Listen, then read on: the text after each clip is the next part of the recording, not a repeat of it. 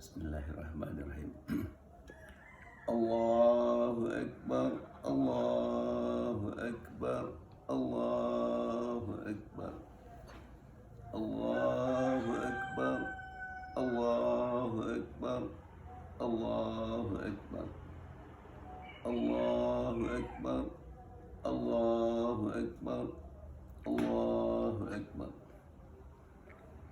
Alhamdulillahi nahmaduhu wa nasta'inuhu wa nastaghfiruhu wa na'udzu billahi min shururi anfusina wa min sayyiati a'malina. May yahdihillahu fala mudhillalah wa may yudlil fala hadiyalah.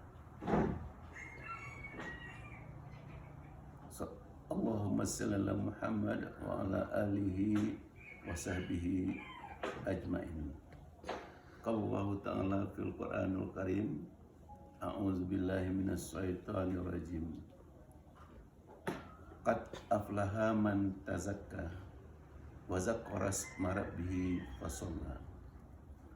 Sungguh-sungguh beruntunglah orang-orang yang membersihkan dirinya. Dia zikir, dia mengerjakan salat. Allahu Akbar, Allahu Akbar. Hari ini kita melakukan sholat. Kemana video kamu satu sisi aja? Sholat Idul Fitri. Dan tadi dikatakan pada ayat surat Al-A'la, sungguh-sungguh beruntunglah orang-orang yang membersihkan dirinya. Dia zikir, dia membaca, dia mengerjakan sholat. Kita tadi berzikir, kita di waktu Idul Fitri, dan kemudian kita mengerjakan sholat Id. Dan kita selama sebulan Ramadan membersihkan diri kita sehingga di satu Syawal ini demikian bersihnya kita seakan-akan kita sebagai bayi yang baru lahir. Allahu Akbar, Allahu Akbar, Allahu Akbar. La ilaha illallah walillahil hamd. Takbir dan tahmid berkumandang melepas Ramadan yang telah menempa dan mengasah jiwa kita, dan kita sambut satu Syawal dengan kelahiran pribadi muslim dengan segala atributnya yang indah. Dengan takbir dan tahmid kita lepaskan bulan ke-9 Hijriah. Dengan takbir dan tahmid pula kita sambut kelahiran satu Syawal, sebagaimana dulu pada saat kelahiran, setelah kita 9 bulan dalam kandungan ibu dan kita lahir disambut dengan takbir, azan dan qamat di telinga kanan dan telinga kiri. Semua itu sebagai rasa syukur dan pengakuan akan kebesaran Allah. Dahulu kita lahir tanpa membawa dosa, kini pun demikian. Setelah berpuasa dengan iman dan ikhlas seperti saat dilahirkan ibu. Id berarti kembali, fitrah berarti kesucian, agama yang benar atau asal kejadian. Apabila kita duduk termenung seorang diri, pikiran melayang, di saat kesibukan hidup atau keharuan hati telah teratasi, maka terdengarlah suara nurani mengajak berdialog, mendekat atau menyatu dengan sesuatu yang mutlak. Ialah Allah mengantar kita untuk menyadari betapa lemahnya manusia di hadapannya dan betapa kuasa dan perkasanya Dia yang Maha Agung itu. Suara yang kita dengar itu adalah suara lahiriah. Setiap orang memiliki fitrah itu karena terbawa olehnya sejak lahir, walau seringkali karena kesibukan dan dosa ia terabaikan sehingga suaranya demikian lemah tidak terdengar lagi. suara fitrah. Itulah yang dikumandangkan pada hari Lebaran. Allahu Akbar, Allahu Akbar, Allahu Akbar. Bila kalimat itu benar-benar tertancap dalam jiwa, akan hilanglah segala ketergantungan kepada unsur-unsur lain kecuali kepada Allah semata. Tiada tempat bergantung, tiada tempat menitipkan harapan, tiada tempat mengabdi kecuali hanya kepadanya semata. Tiada lagi rasa takut yang menghantui dan mencekam, tiada pula rasa sedih yang mengindap dan mencekam. Makanya cobalah beridul fitri, cobalah kembali kepada fitrah. Rasakanlah kebesaran dan kekuasaan Allah. Sedari kelemahan dan kebutuhan Anda di hadapannya, maka ketika itu kita akan merasa berani walaupun sendirian, aman walaupun tanpa kawan, bahagia walaupun hampa tangan. Orang-orang yang beriman merasa tentram jiwa mereka karena mengingat Allah. Begitu pesan kitab suci.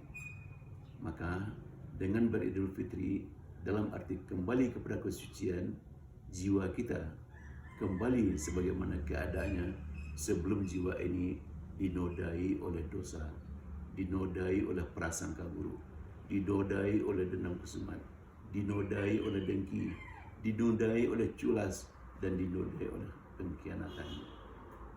Dengan kesucian jiwa, kita akan memandang segala sesuatu dengan pandangan positif.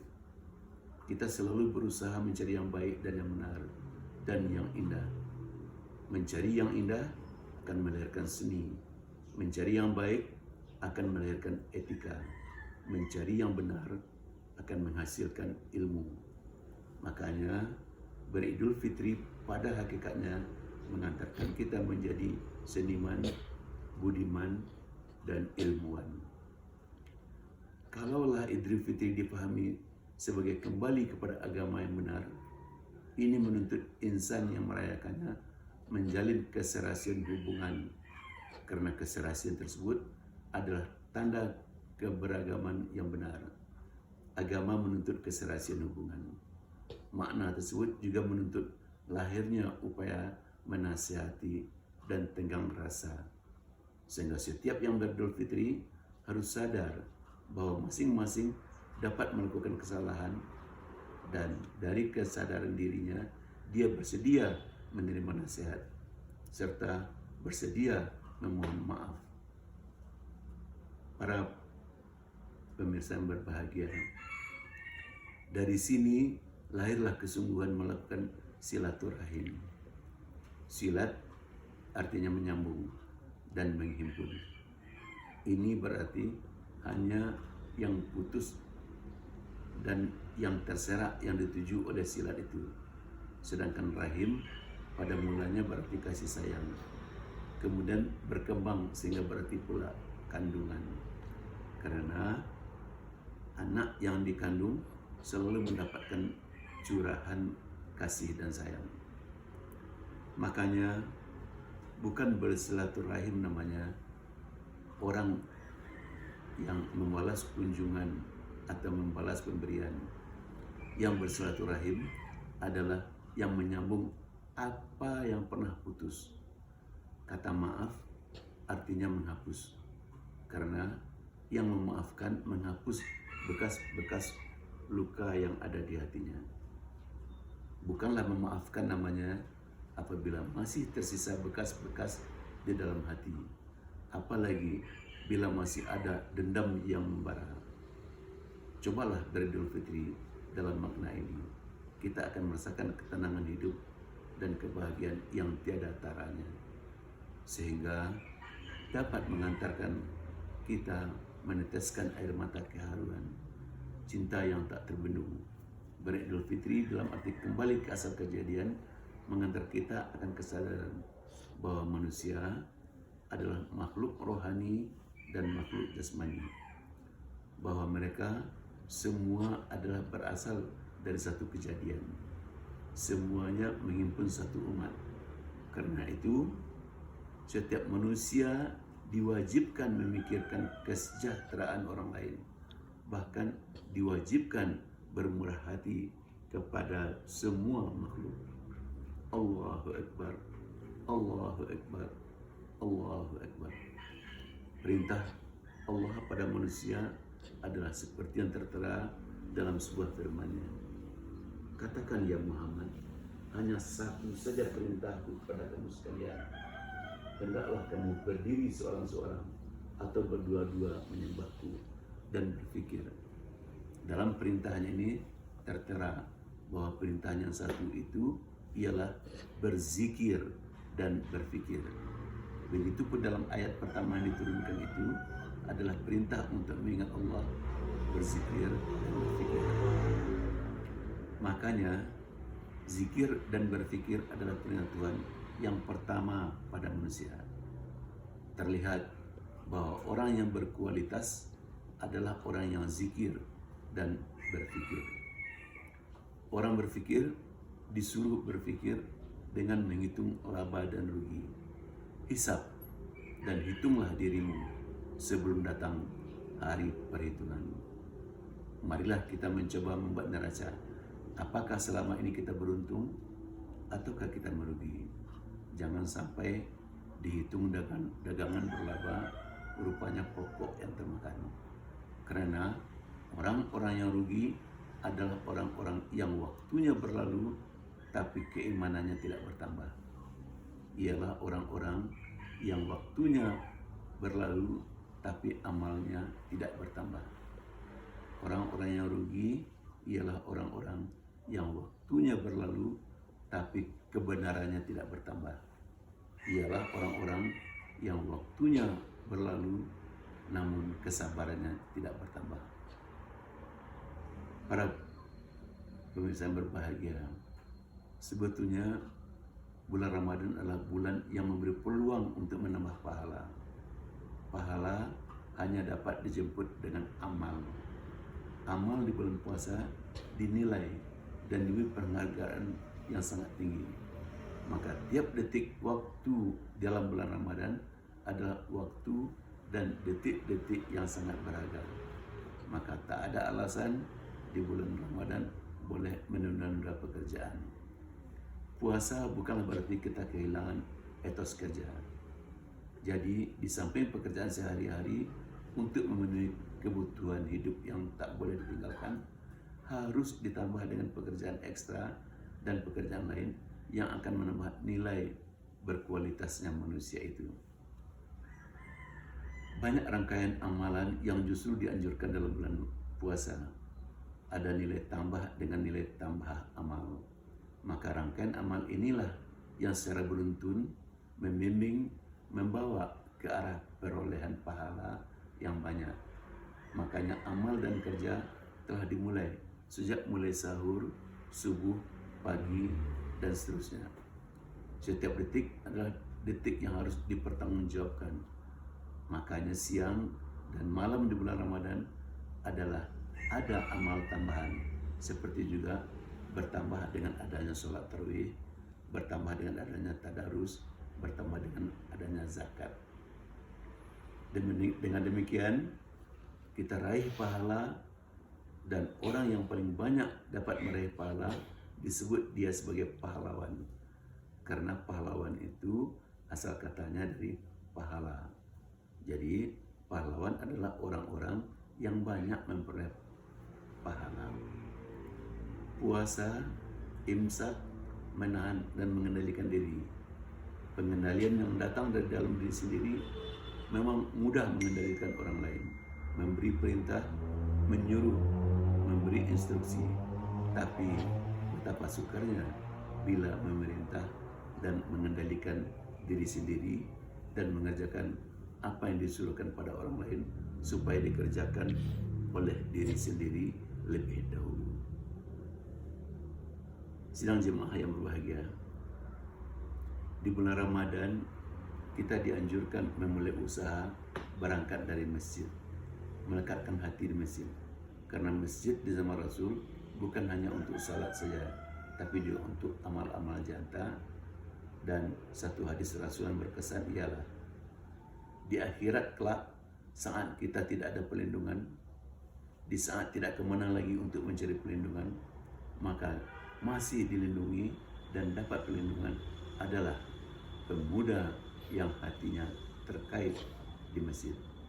Tentu bukan berarti tidur-tiduran di Mesir, tapi adalah bekerja, menuntut ilmu akhirat dan ilmu duniawi, serta menghasilkan kerja yang bermanfaat dan berguna, meningkatkan kemampuan diri untuk lingkungannya, sehingga pemuda ini lahir sebagai manusia yang bermanfaat dan berkualitas tinggi. Puasa bertujuan meningkatkan iman, meningkatkan amal, menjadi orang yang lebih berguna, menjadi orang yang berkualitas, yaitu menjadi orang yang takwa. Karena di sisi Allah, tinggi rendahnya seseorang itu tergantung dari nilai ketakwaan serta pengabdiannya untuk sesama dan untuk Tuhannya. Manusia yang berkualitas adalah manusia yang bermanfaat bagi sesamanya. Dalam sebuah ayatnya, Tuhan berfirman, orang yang bertakwa ini akan diberi rezeki dari atas, dari tempat yang tidak diduga-duganya. Betapa banyak keuntungan yang dapat bila seseorang telah bertakwa. Dia dapat jaminan rezeki, bahwa rezekinya akan datang dari mana-mana, dari atas, dari bawah, dari kiri, dari kanan, dan dari tempat yang tidak diduga-duganya. Takwa adalah gabungan dari iman dan amal saleh. Iman garisnya vertikal, tegak lurus ke atas, berhubungan dengan Allah. Iman semakin tebal dan kokoh, maka hubungan dengan Allah semakin dekat dan bertambah kuat. Garis vertikalnya makin tebal. Kalau amal saleh atau kerja yang bermanfaat untuk sesama manusia. Amal saleh ini banyak berhubungan dengan kemanusiaan, sehingga garisnya horizontal atau garis mendatar. Manusia yang berkualitas adalah mereka yang paling bermanfaat bagi sesamanya. Makanya amal saleh itu mempertebal dan memperkokoh garis horizontal.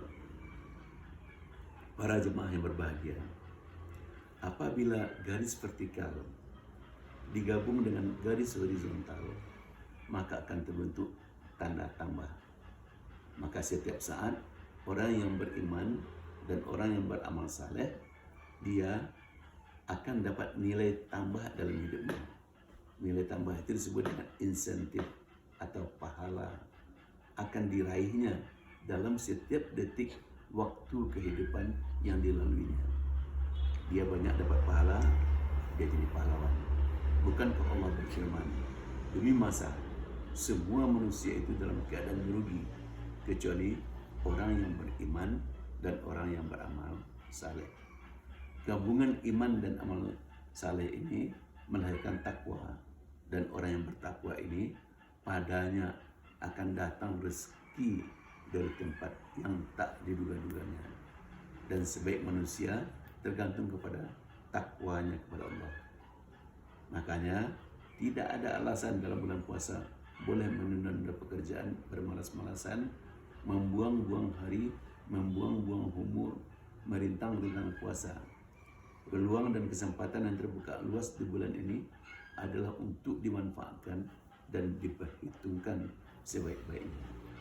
Makanya siapa yang berpuasa di bulan Ramadan dengan penuh keimanan, penuh perhitungan agar diampuni dosa-dosanya. Man shoma Ramadanan imanan wa ihtisaban ghufira lahu ma taqaddamat. Jangan sampai yang dipenuhi itu hanya sekedar haus dan lapar. Dan orang-orang yang rugi adalah orang-orang yang waktunya berlalu tapi kebenarannya tidak bertambah. Seharusnya kebenaran itu sebanding dengan umur. Makin bertambah umur, makin bertambah kebenaran.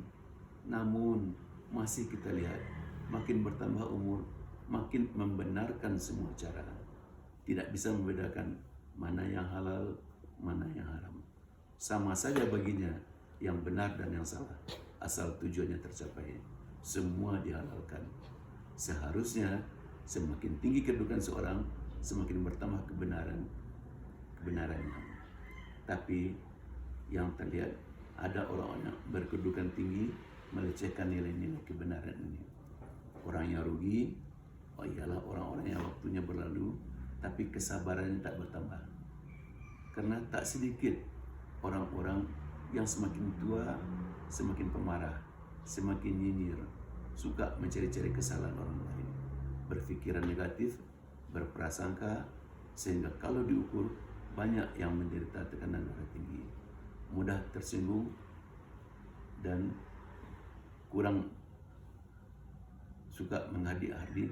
Di bulan puasa seharusnya bisa mengendalikan diri dan lebih sabar. Tapi yang terjadi kadang-kadang sebaliknya, seakan-akan puasa dijadikan alasan untuk membenarkan boleh marah, boleh menunda pekerjaan, boleh bermalas-malas. Agaknya pendapat ini dan cara demikian adalah keliru. Puasa adalah ibadah. Ibadah ini dimulai sejak 1 Ramadan berakhir 1 Syawal.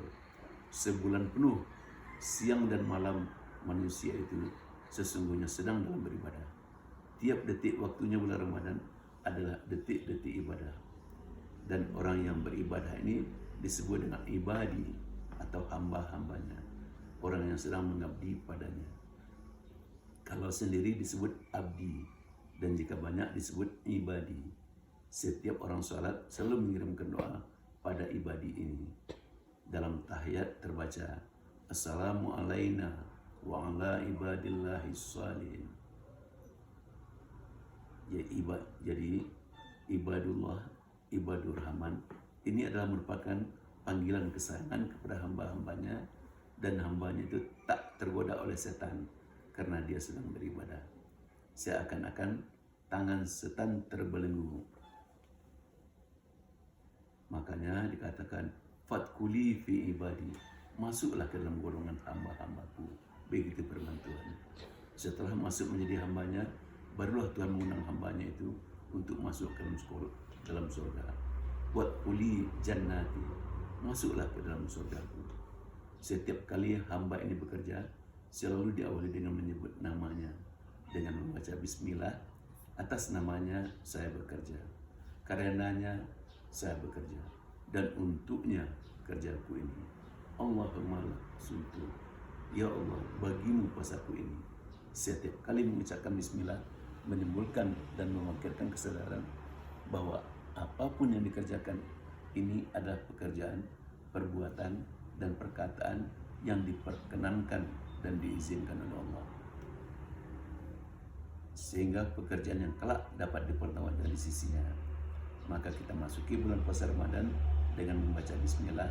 Semoga kita memperoleh nafsu mutmainah dan dipanggil dengan panggilan ibadi dan dapat menggapai takwa. Tiap detik waktu dalam Ramadan adalah detik-detik keberuntungan dan detik-detik yang sangat berharga yang tidak akan mungkin kita dapat di bulan-bulan yang lain.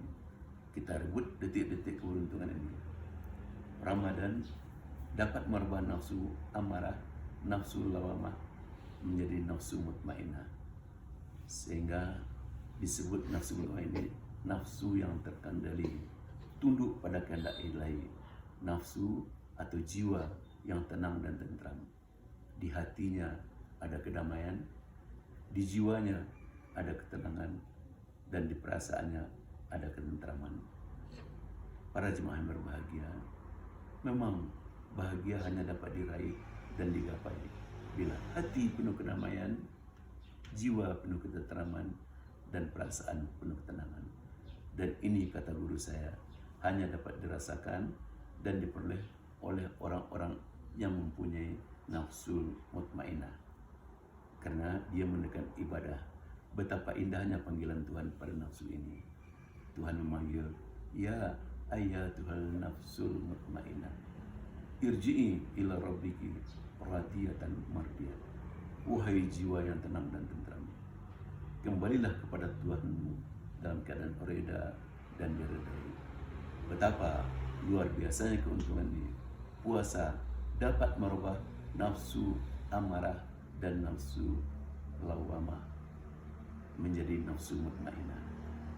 Makanya, wahai jiwa yang tentram, kembalilah kepada Tuhanmu dalam keadaan reda dan diredai. Masuklah ke golongan hamba-hambaku dan masuklah ke dalam surgaku. Billahi taufiq wal hidayah. Wassalamualaikum warahmatullahi wabarakatuh. Allahu Akbar. Allahu Akbar. Allahu Akbar. Allahu Akbar. La ilaha illallah wallahu akbar. Allahu Akbar walillahil hamd. Banyak maaf. Billahi taufiq wal hidayah. Assalamualaikum warahmatullahi wabarakatuh. Waalaikumsalam warahmatullahi wabarakatuh.